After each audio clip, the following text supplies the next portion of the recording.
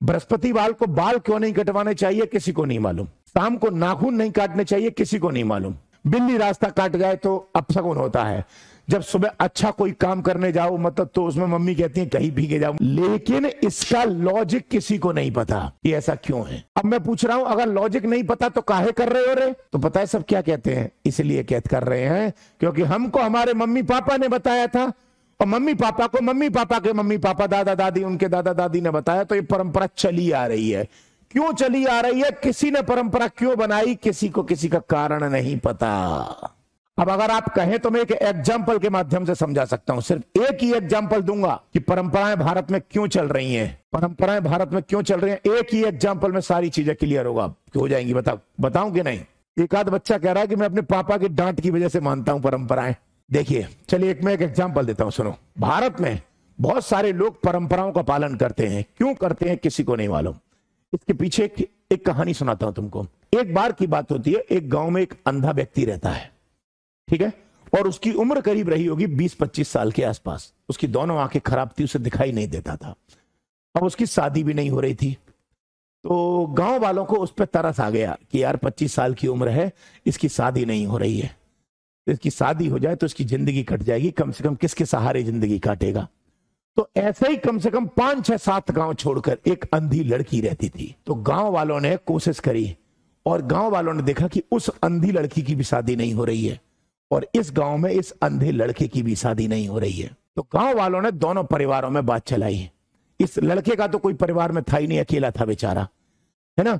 तो लड़की वालों से बात करी कि तुम्हारी बेटी अंधी है, उसकी शादी नहीं हो रही है, अगर तुम चाहो तो एक गांव में एक लड़का रहता है, अंधा है, और उसके पास मेहनती लड़का है, जमीन जायदाद थोड़ी बहुत है, लेकिन मेहनत के दम पर आपकी बेटी को पाल लेगा, बेटी का घर चला देगा। तो लड़की वाले भी राजी हो गए और दोनों की, लड़की भी अंधी और लड़का भी अंधा, दोनों की शादी करा दी गई। बात समझ में आई या नहीं आई आपको? और दोनों की शादी हो गई, दोनों की जिंदगी बहुत अच्छे से चलने लगी, दोनों प्यार से अच्छे खासे रह रहे थे, कोई दिक्कत नहीं थी जीवन में दोनों के। लेकिन सुबह जब होता था तो पति सुबह काम करने जाता था खेतों पर, और जैसे ही 7-8 बजे तक काम करके लौटता था, अपनी एक भैंस पाल रखी थी उसने, वो दूध का काम करता था, थोड़ा खेतों पे मजदूरी वगैरह। और जब 7-8 बजे के आसपास खाना खाने की बारी होती थी तो पत्नी चूल्हे पे खाना बनाती थी, हाथ की रोटियां। और पत्नी इतनी संस्कारवान थी, इतनी अच्छी संस्कारी पत्नी थी कि वो जो पत्नी सबसे पहले अपने पति को खाना खिलाती थी और गरम गरम चूल्हे की रोटियां सेक कर पति को खिलाती थी। बेचारी पत्नी भी अंधी और पति भी अंधा। भगवान ने दोनों को आंखें नहीं दी, लेकिन दोनों को संस्कार दिए, दोनों को मर्यादाएं दी, दोनों को एक दूसरे की इज्जत करना सिखाया।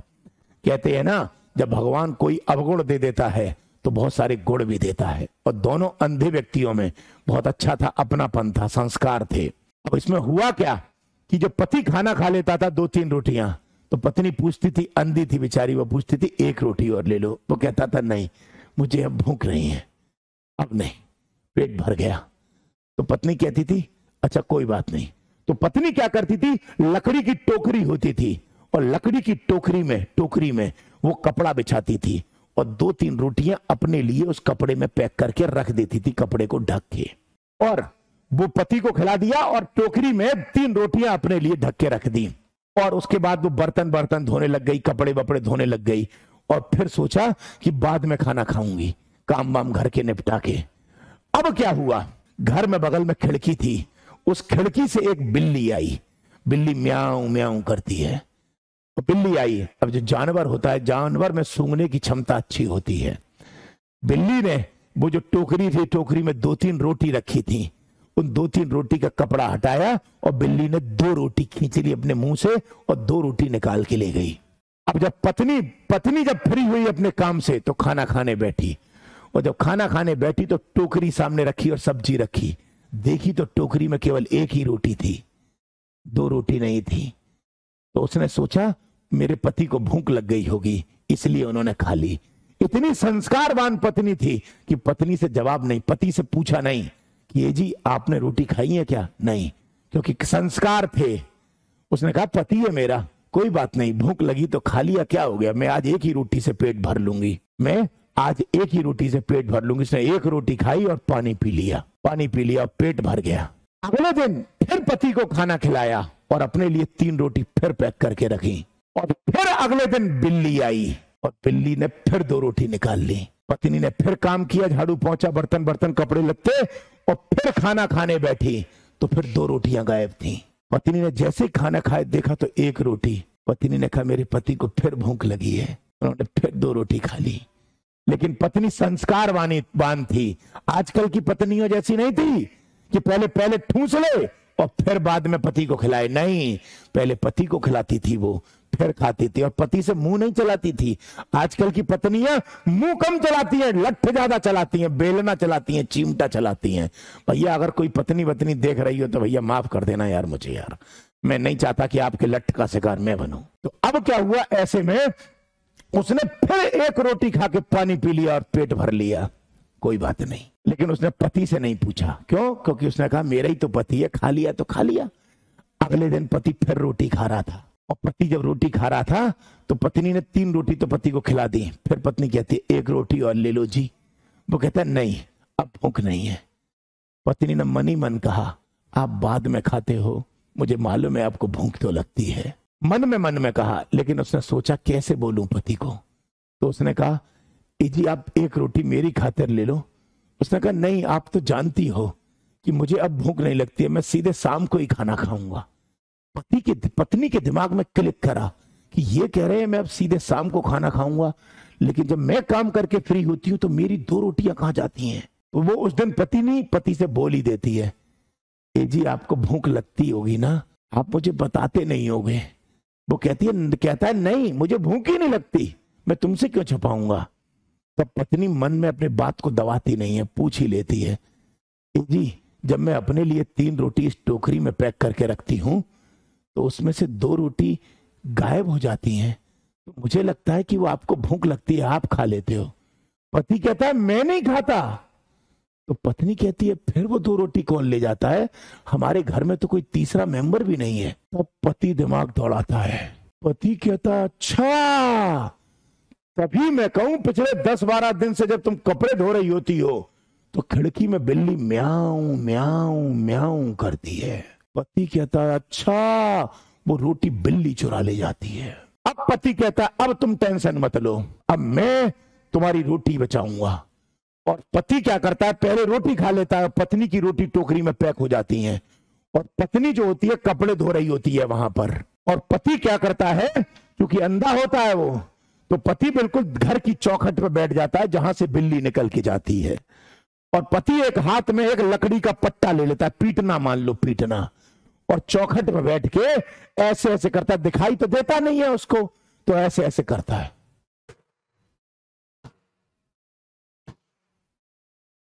हर 5 सेकंड में पीटना को जमीन पे मारता है। इससे क्या होता है कि जो बिल्ली पीटना की आवाज सुनती है, बिल्ली डर के मारे आती नहीं है कि कोई बैठा है, और पीटता रहता है। और जब तक पत्नी कपड़े धोती के फ्री नहीं हो जाती तब तक पीटता रहता है। और जब पत्नी कपड़े धो के फ्री हो गई तब अपनी पत्नी ने खाना खाया। टोकरी में 3 रोटी निकली। कितनी? 3 रोटी निकली। तीनों रोटी निकली। आज बिल्ली ने रोटी नहीं खाई। पति ने पूछा आज रोटी पूरी है? उसने कहा पूरी है। मैंने कहा था ना बिल्ली खा जाती है वो रोटियां।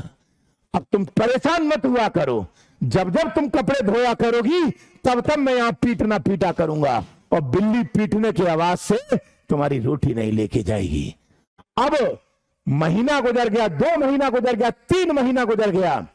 वो पत्नी उधर कपड़े धोती है और पति यहां पर पीटता है, और धीरे करके पत्नी की रोटी को बचाने के लिए पति पीटने लग गया।